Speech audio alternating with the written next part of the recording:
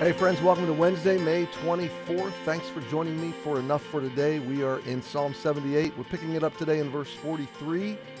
I promise not to get sidetracked. We were seeing the people of God provoke him in the wilderness, grieve him in the desert, turn back, tempt him, limit the Holy One of Israel. And they remembered not his hand, that's verse 42, nor the day when he delivered them from the enemy. So now the psalmist is going to unfold that deliverance. And we contrasted the loving, delivering, redeeming heart of God against the anger and the justice and the vindication of God. And we talked about 2 days ago that these are one. So as we pick it up in verse 43, we'll see this now. And we're going to read down to verse 52. We're going to cover a long section here pretty quick. How he had wrought his signs in Egypt, and his wonders in the field of Zoan. Field of Zoan is a part of Egypt. So God working in this pagan land and had turned their rivers into blood. So now we're going to go through the plagues of Exodus. Their rivers into blood and their floods that they could not drink. And he sent diverse sorts of flies among them, which devoured them, and frogs, which destroyed them, and gave also their increase to the caterpillar, and their labor to the locusts, a pestilence. He destroyed their vines with hail, and their sycamore trees with frost. He gave up their cattle also to the hail, and their flocks to hot thunderbolts. He cast upon them the fierceness of his anger and wrath and indignation and trouble by sending evil angels among them. He made a way to his anger. He spared not their soul from death, but gave their life over to the pestilence, and smote all the firstborn in Egypt, the chief of their strength, in the tabernacles of Ham. The tabernacles of Ham is Egypt again. The homes, tabernacles, the homes, the tents of Ham in the land of Egypt. So it's just another phrase talking about the same land. Verse 52, but made his own people to go forth like sheep, and guided them in the wilderness like a flock. Now I want to pause.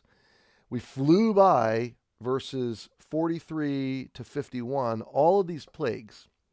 I don't want to necessarily break down every one of them one by one. I just want to explain this was the justice of God after Egypt had time and time and time again rejected the command of God, rejected the call of God, rejected the love of God and the grace of God. You have to play this backwards. And you have to remember how this all began, okay?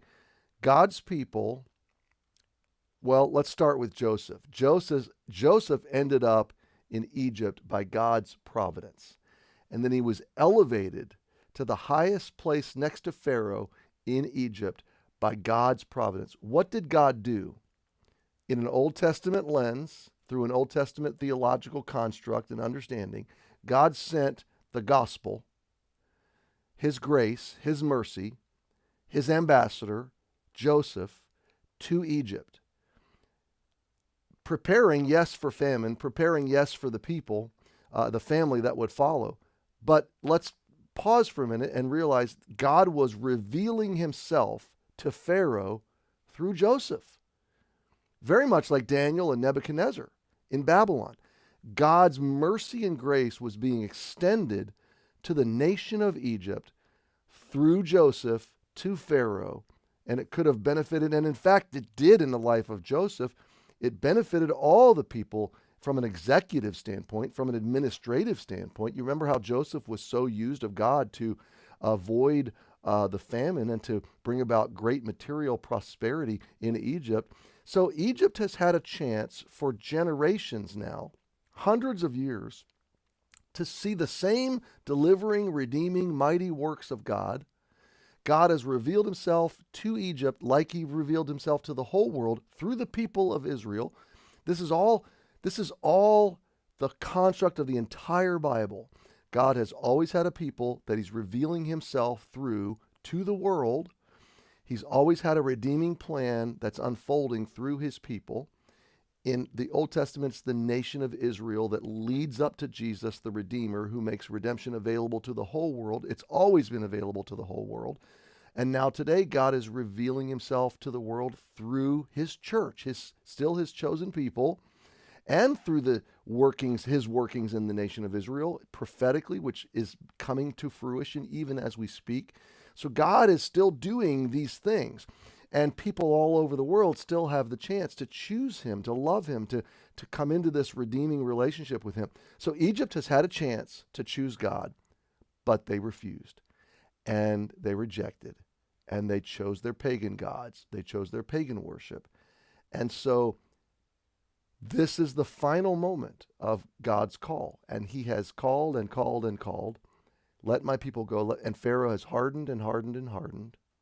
And so finally God is giving them the outcomes of their decisions, the results of their choice. The alternative to redemption in grace is judgment in wrath. That's the only alternative. So God is using these events to teach us these basic principles. But these people, there's nothing unfair happening here. There's nothing unjust happening here. This is the loving justice of God finally reckoning with the overt and defiant, willful unbelief and rebellion and rejection of pagan people, and simultaneously delivering those that he calls his own, even though they're problematic in and of themselves, even though they're murmuring, griping, disobedient, they're his, and he's going to deliver them. So all of these plagues are God's final vindication, and still the people of Egypt do not repent. Still, they do not choose redemption and mercy and grace, and they could have. And it's kind of a foreshadowing of what happens in Revelation during the Great Tribulation, when over and over God's plagues, God's tribulation falls on planet Earth, and people still raise their fist to God and defy him, and they choose not to repent, just like the Egyptians. But I want to leave you with this beautiful landing place of verse 52. But he made his own people to go forth like sheep, and guided them in the wilderness like a flock. So my friend, if you're a believer, you're among the sheep. You might be a disobedient sheep, you might be a stubborn sheep, you might be a rebellious sheep, but you might be a griping and complaining sheep, but you are still his sheep. And he still desires to lead you forward, to guide you through this wilderness life. So I hope today you will look for, seek, and follow his guidance. We'll pick it up in verse 53 tomorrow. Happy Wednesday.